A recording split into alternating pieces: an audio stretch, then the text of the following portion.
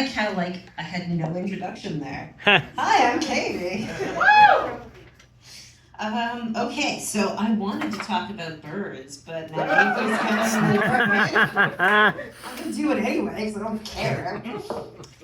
I saw the most cool bird in the world the other day. Like, seriously. I saw an American bittern. I don't know if anyone's ever seen one of these birds before. They're really hard to see. They hide in the grass, and they sound like boom boom, boom boom. And you hear that, and you don't think there's a bird in the area. Now that being said, when I started getting into birding, I spent a lot of time chasing not birds, thinking that they were in the trees. Ooh, what's that up there? There's so a lot of noise. It was the wind pushing the trees against each other. Couldn't find a bird in that tree. But I'm getting better at it. Unfortunately, I'm really annoying now. Because anytime there's a bird around, I'm like, ooh, that's Robin. Oh, do you hear that? That's Junko. And no one cares. I can tell. You guys don't care. I'm cool with it. It's all right. Yay, thank you. I mean, I care too, and I'm the most important person to me. So. Except for Richard. Yay. Cute guys recording me. I love him. I love that, was Holly? Oh. Is that you? Yeah. Cool. I love that you were talking about polyamory, because we're polyamorous, my partner and I. And generally, when I would bring up polyamory, that would sort of be the deal breaker, and it would shoo most guys away, right? Like, oh, but I want to be polyamorous. Out they go, through the door. I mentioned it to Richard, and he was like, that's so cool. So 11 years later, and we're still living together. Yeah, I love it. He picked up on compersion really quickly, which was just annoying for me because he would constantly be happy when I was happy, and then that would make me mad. I didn't understand it. Apparently I just like being mad. So I have a child, he's 8, and it's really important to me that he has chores. But we don't really clean the house a lot, so it's really hard to find decent chores to give him. So he's responsible for closing the blinds and opening the blinds, because he can do that. He's responsible for bringing his dishes to the kitchen and putting them in the dishwasher if the dishwasher is dishwasherable. There's 2 options for the dishwasher. You're either dirty or dishwasherable. I love ables. I do that for everything. And a rees. Everything is like a toiletry or a pillory or a bathroomery. I love rees. It's fun. So my child has a few chores. One of them is closing the curtains. Yes. The other is bringing his dishes to the kitchen. Yeah. And the other one is the grocery shopping. I think it's important that he knows how to do this. I make the list. Don't worry. I make the list. He checks the things off the list. And he checks to see what country it came from. That's a recent addition. It's very important. I want him to know that we're buying local, but not from the United States. Woo! Right, thank you. Yeah. Grapes, I was really worried about grapes, because I knew grapes didn't come from Canada. Thankfully, they also don't come from the United States. Woo. That's 50% of my grocery budget, is grapes. Like bread, milk, grapes. 50%. Ugh, terrible. Talked about my child. Talked about Richard.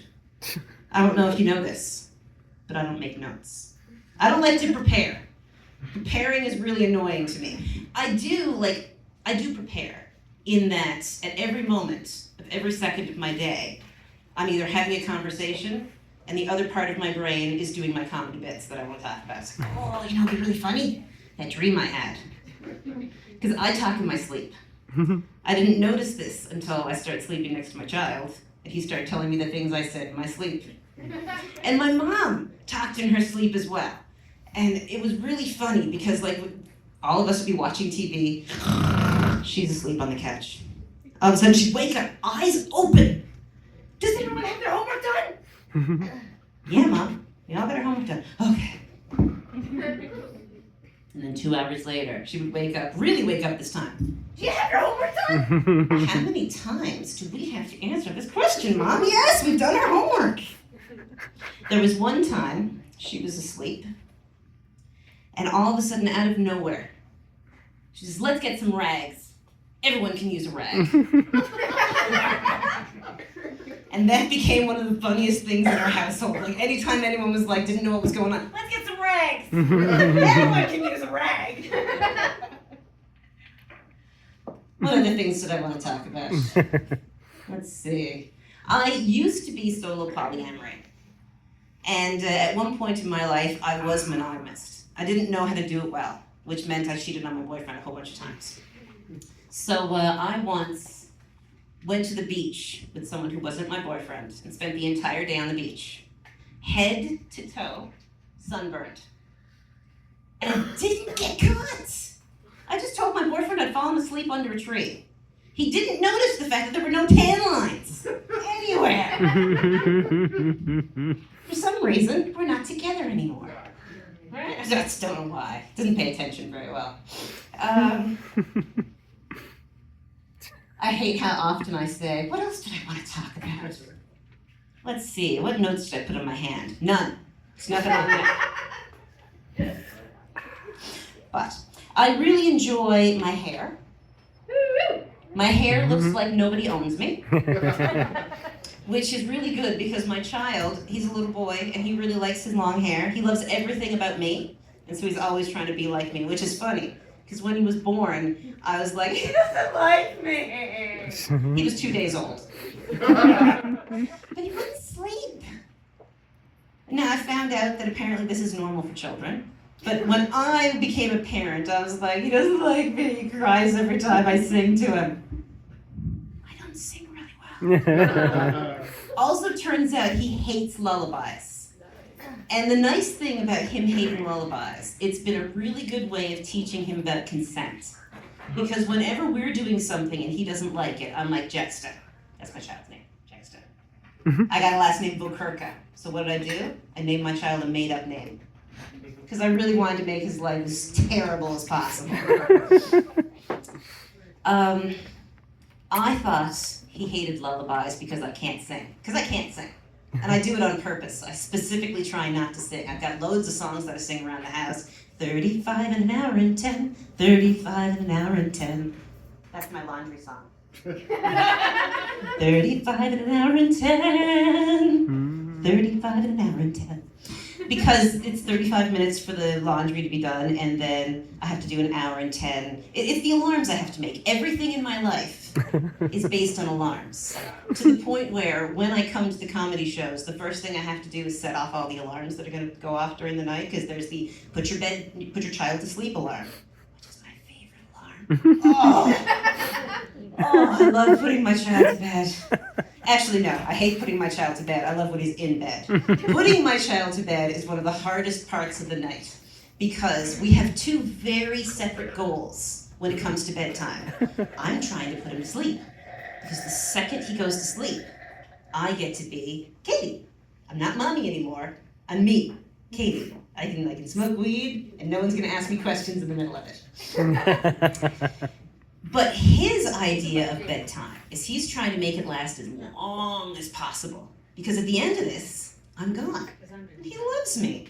I mean, who wouldn't love me? I'm so cool. But he really loves me because I made him. No, like I made the child. I didn't make him love me. Come on. But he really loves spending time with me. So there would be a lot of conflict. Because I'm trying to make him fall asleep. I want him to be unconscious. So that I can be me. And he's trying his best to stay awake as long as possible. He's asking questions. How was school today? I'll ask him as soon as he gets off school. How was school? It was fine. But at bedtime, Mom, did I tell you what happened at lunch? I don't want to know. Shush, go to sleep. Be unconscious. But I love my child. I love him more than anything. Despite what everyone thinks. No, everyone who knows me knows that I really love my child. It's just the people who hear me on stage, hear me constantly complaining about him. But that's what I do. I complain about the things I love. When I first started going out with my partner, that's what I would constantly do. I would complain about him to his friends. I don't even know why we're together. I don't even like him. We should break up. This is what I'm saying to his best friend. And we're still together. 11 years later, we're still together. Guess I didn't get rid of him. I went to I didn't realize how bad I was until I went to a trip to PEI for my union. and I spent the entire 48 hours complaining about him to the person I was there with, and I didn't realize until we were waiting for the plane to go, and she looks at me and says, you know, you don't have to be with him. But I love him! Then why don't you have anything nice to say about him? So I found nicer things to say. He's really sexy, everybody. I just want you to know, he's super sexy. And we are polyamorous, so if you're interested, he probably is too. I'm not. I demanded we be polyamorous, and I've been the only person who hasn't been going out sleeping with other people. Only because, like, I did all my whoring around earlier. Like, I'm done with that. Now I'm just really happy with him. Thank you, everybody. I've been taken care of.